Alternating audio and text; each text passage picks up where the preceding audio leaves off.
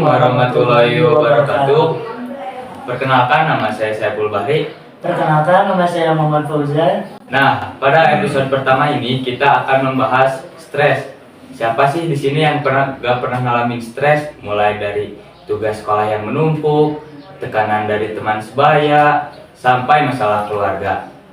Nah, semua orang pasti ngalamin stres.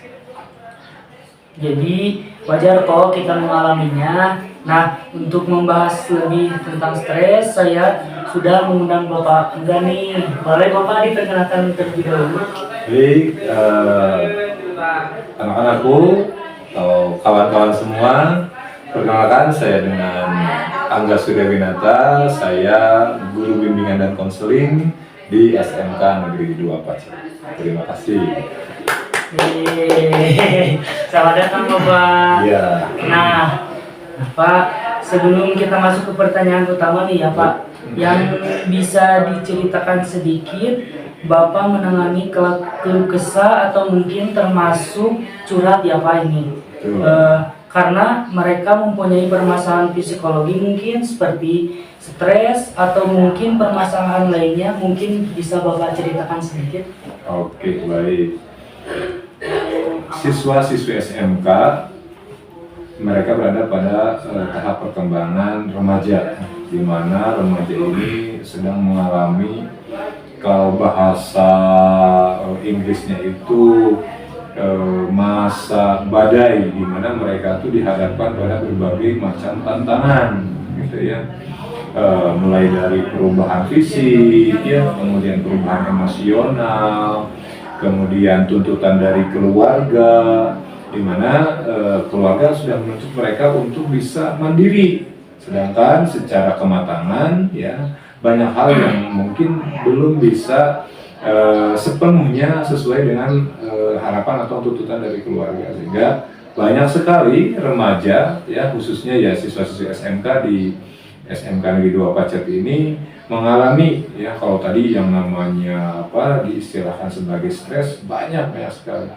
Ada yang betul tadi ya disebabkan karena masalah keluarga, orang tuanya bercerai lah, orang tuanya sibuk bekerja, atau ada permasalahan yang membuat mereka stres itu berasal dari konflik dengan teman kelas, konflik dengan istilahnya lawan jenis, pacarnya dan sebagainya. Kalau Bapak ceritakan banyak sekali lah. Ya Bapak. Ini Pak, dari penjelasan yang udah Bapak jelasin tadi, nih saya menemu di berbagai sumber kalau ngeganggu ke konsentrasi, terus perubahan fisiologis dan nafsu makan berkurang. Betul. Apa itu benar Pak? Betul sekali, ya, betul sekali.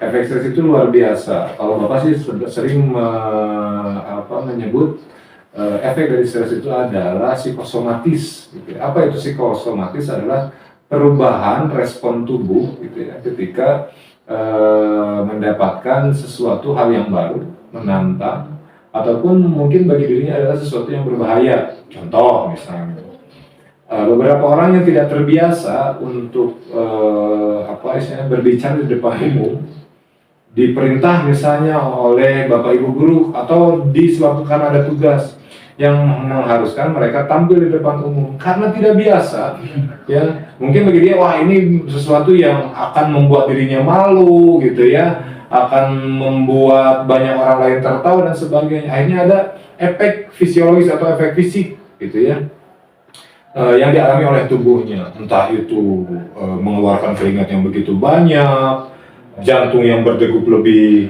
cepat, begitu ya, atau bahkan rasa ingin buang air besar, ya, mules nggak karuan, gitu ya.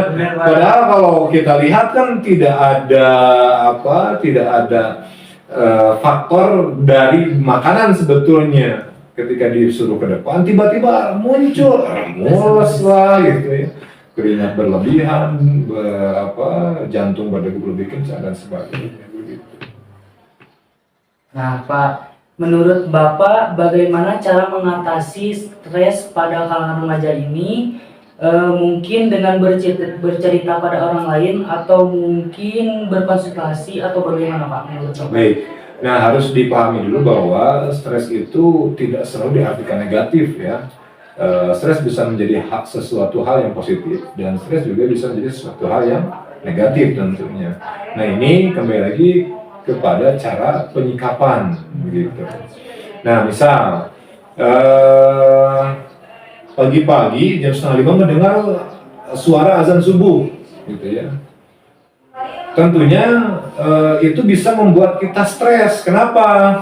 Karena kita dituntut untuk melaksanakan sholat. Sedangkan ya keinginan gitu ya, keinginan diri itu masih menginginkan untuk tidur gitu ya. Nah, bagi beberapa orang yang tidak bisa melawan gitu ya stresor tersebut gitu ya, akhirnya apa yang terjadi?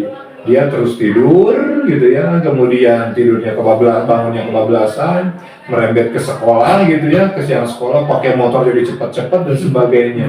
Akhirnya hidupnya tidak teratur. Beda dengan yang tadi stresnya itu membuat seseorang itu menjadi lebih positif, mendengar azan subuh.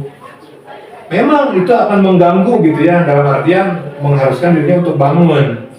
Tapi kembali ke penyikapan, dia bangun, dia cuci muka, wudhu dan sebagainya, melaksanakan sholat, gitu ya, menyiapkan peralatan untuk sekolah, sarapan dan sebagainya, hidupnya akan lebih teratur begitu.